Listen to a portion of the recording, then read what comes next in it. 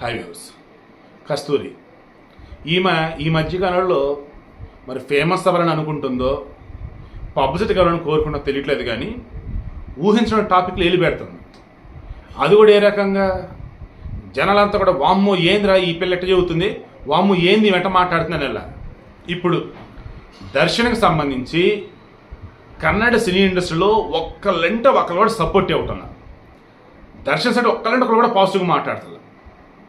ఈ కస్తూరి వచ్చేసి దర్శన్ చేసింది కరెక్ట్ అని అనను, కానీ ఎదుటి వాళ్ళని చంపడం చాలా తప్పు, కొట్టడం చాలా తప్పు. కానీ ఆ రేణుకాస్వామి అనేవాడు ఎవడండి అసలు? వాడు ఆల్రెడీ సెలబ్రిటీలాగా ఉన్నటువంటి మేమే నానా రకాల గాసిప్స్ ఆడిన పోయి ఇవన్నీ అల్లాడిపోతూ మేముంటే మరలా సోషల్ మీడియాలో మా అకౌంట్స్ దగ్గరికి వచ్చి మా వాడి దగ్గర కామెంట్లు పెడతారు, మా దగ్గరకు వచ్చేసి పర్సనల్ మెసేజ్లు అవి కూడా దిక్కుమాల మెసేజ్లు పెడతారు, వేధించడం. ఏంటి అసలు ఇది?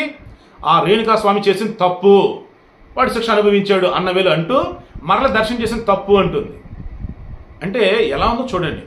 నేను స్టార్టింగ్ రోజు చెప్పా దర్శనం చేసింది చాలా తప్పు అండ్ రేణుకాస్వామిని మనం ఏమాత్రం కూడా పాపని అనలేము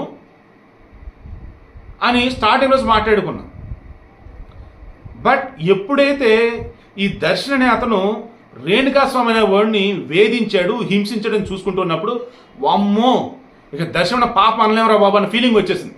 రేణుకాస్వామి చేసింది ఏదైతే ఉందో అది తప్పే, బట్ దర్శన్కి పాజిటివ్ వేలు ఉండేది ఒక చిన్న మాట కూడా మనం మాట్లాడలేకపోతున్నాం. ఇప్పుడు వచ్చి కస్తూరి ఇప్పుడు మాట్లాడుతుంది. అసలు స్టార్టింగ్ రోజు మాట్లాడిన ఒక అర్థం ఉంది.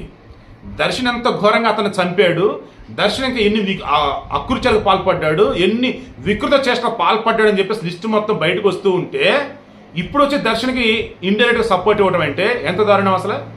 నిజం కొంతమంది అంతే, అసలు ఊరందరిది ఒక దారి అయితే ఉలిపి కట్టేది ఇంకో దారి అన్నట్టు. ఇదిగో ఇటువంటి కస్తూరులు మన సమాజంలో ఇంకా బోలుడు. మీరైతే మాత్రం పేరు వచ్చిందనో పబ్లిసిటీనో ఏదైనా కనుక ఉంటే అది స్టార్టింగ్లోనే చూసుకోండి. ఆల్రెడీ జనాలకు అంతా తెలిసిన తర్వాత అప్పుడు మీరు కనుక నెగిటివ్ సైడ్ కనుక ఏమాత్రం పాజిటివ్ స్టాండ్ తీసుకున్నారంటే వస్తారు.